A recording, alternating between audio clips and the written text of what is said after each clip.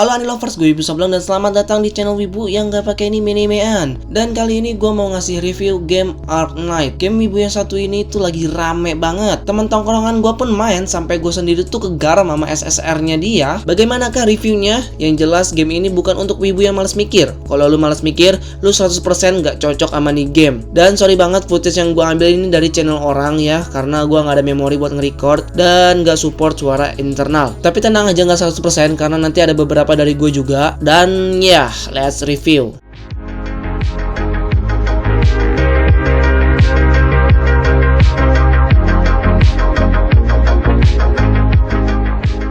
Oke, apa itu Arknight? Arknight is Chinese mobile tower defense gacha video game. Nggak paham juga? Game gacha tower defense dari Cina. Dah tuh. Game ini didevelop oleh Hypergriff dan studio Montagne dan publishernya Yoastar. Yoastar ini adalah publisher yang sama dengan game Azur Lane. Gamenya ini dirilis di Cina pada 2019 dan globalnya itu pada Januari 2020. Ramenya di game kayaknya ya Februari, karena versi Play Store-nya sendiri rilis pada tanggal 16 Februari setahu gua. Kalau gua nggak salah ya, kalau gue salah benerin ya. Game ini ada di iOS dan Android dan gue main yang English itu pada 1 Februari, pas banget dah tuh ya. Dan pas itu baru ada di co-op, abis itu nyusul ke Play Store. Game ini mengusung tower defense yang artinya adalah bagaimana caranya agar musuh itu nggak menjebol pertahanan dan kita menahan serangan musuh itu dengan sesuatu. Ya gampangnya sih gitu. Kalau kalian inget Plants vs Zombie itu juga sama, game tower defense juga. Kalau di PvZ kita menahan musuh itu dengan sesuatu juga, yaitu dengan Plants. Di Arknight kita menahan serangan musuh dengan operator. Operator ini banyak banget jumlahnya, skillnya juga bervariasi dan tentu aja bisa dikombo skillnya antar karakter. Story game ini bisa dibilang menarik karena kita sebagai player berperan sebagai Doktah yang amnesia atau lupa ingatan karena terbangun dari Hidur Kraino, ya itu. Dan sebagai Doktah kita harus memimpin sebuah tim yang berisi operator dari Rhodes Island. Di game ini ada suatu penyakit yang disebut Oripete dan menginfeksi orang, termasuk beberapa operator kita juga. Dan kita harus mencari obat serta membela diri dari orang-orang Reunion. Nah, Reunion ini adalah musuh kita. Mereka adalah pasukan militer anarkis yang juga terinfeksi. Mereka bertekad untuk menggulingkan pemerintah sebagai pembalasan atas penganiayaan terhadap korban Oripete. Story di game ini ada beberapa chapter story yang bisa kita simak mulai dari stage mulai maupun setelah stage beres. Dan jika mau diulangin lagi pun bisa. Gua rasa storynya bagus dan menarik untuk disimak karena ada dark-darknya gitu. Dan sampai review ini dirilis, gue pun baru sampai episode 4. Dan yang baru-baru keluar ini yaitu episode 5. Kenapa sih gue bilang susah? Selain strategi yang dipikirkan, kita juga harus memperkuat operator-operator kita. Nih ya, operator-operator itu artinya nggak cuma satu doang.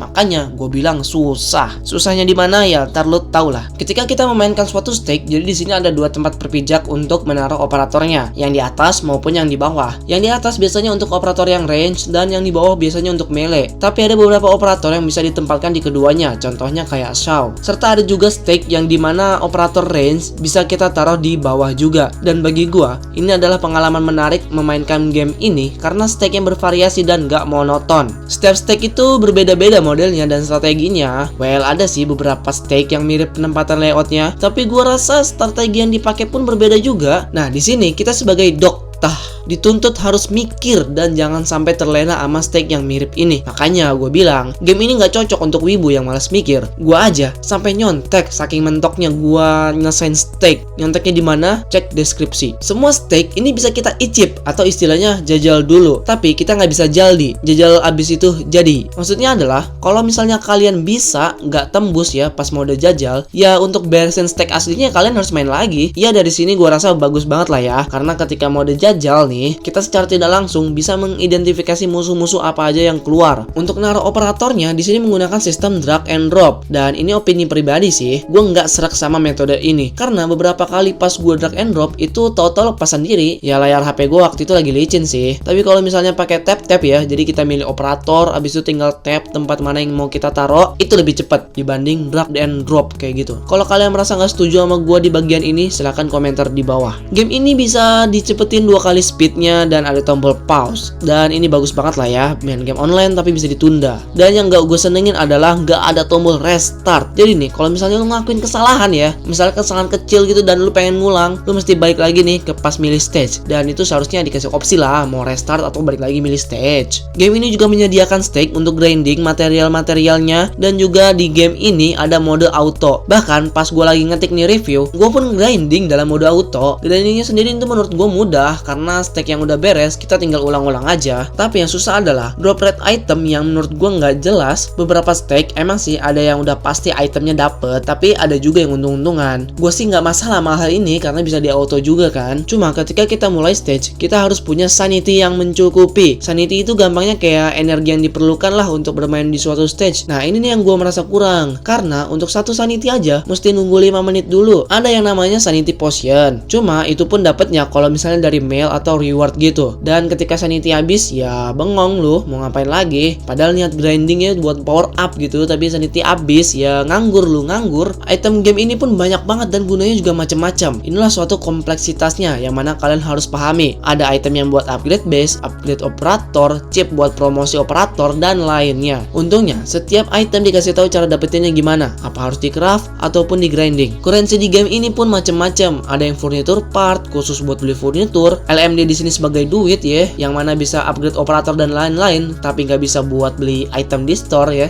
Aneh emang. Ada juga credit point, pure originium atau PO gitu ya. Ini tuh kayak gemnya COC lah, currency tertinggi. Dan orundum untuk tarik gacha serta item lainnya. Untuk currency menurut gue di sini kompleks dan gak all in one gitu. Makanya game ini tuh gue sebut gak cocok buat lu yang no lab dan males interaksi. Maksud gue adalah gue aja harus nanya ke temen atau grup Facebook gitu ya kalau misalnya ada masalah gitu kan, atau enggak gue baca guide atau konsultasi ke sepuh-sepuh sana gitu. Karena ya game ini tuh bisa dibilang rumit dan saling terikat satu sama lain. Ya udah pasti game ini gak simple. Misi ini pun bisa dibilang akan beres sejalan kita main dan ada rewardnya juga. Cuma ketika misi nih lu udah banyak yang beres tapi di sini nggak ada tombol climb all dan lu harus satu-satu. Masalahnya ya bagi gua ini lama men. Kayak ada loading dan tampilan hadiah yang didapat gitu. Ya bagi gua ya ini lama dan buang-buang waktu gitu. Masuk ke karakter ini ada banyak banget. Masing-masing dari mereka ada kelasnya. Di sini ada 8 kelas yaitu guard, vanguard, sniper, caster, defender, spesialis, medic, dan supporter. Ya masing-masing kelas juga ada macam-macam operatornya dan kegunaannya juga. Kayak defender yang dikhususkan untuk menahan serangan musuh, punya HP yang tebal dan serangan yang gak terlalu sakit. Tapi juga ada beberapa defender yang bisa menjadi support gitu ya, kayak Gumi yang bisa nge-heal gitu ya, serta Liskam yang bisa menambah skill point teman kalau dia nyerang musuh. Intinya mereka semua ada gunanya. Dan juga kalian gak perlu pusing-pusing banget dalam memilih operator yang akan dipakai karena setiap stage itu beda-beda dan disinilah kita sebagai harus berpikir untuk memakai operator mana untuk beresin itu stage. Keberagaman ini sebenarnya dikategoriin lagi nih kayak caster. Caster tuh ada 2 jenis, ada yang single target dan ada yang AOE. AOE itu gampangnya kayak sekali tembak kena banyak. Kalian bisa lihat itu semua ada di tier list dan makin tiernya sih biasanya makin bagus. Kalau level mentok gimana bang? Apakah udah OP?